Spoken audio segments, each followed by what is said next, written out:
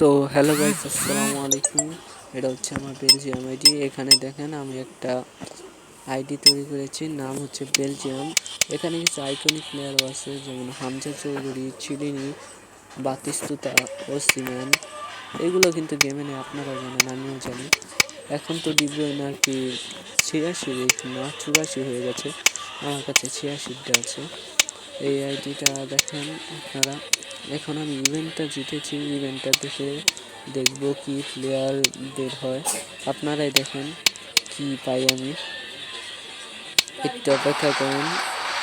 এই দেখুন একটা প্লেয়ার, এটা কি হতে পারে আপনারাই বলতে পারেন।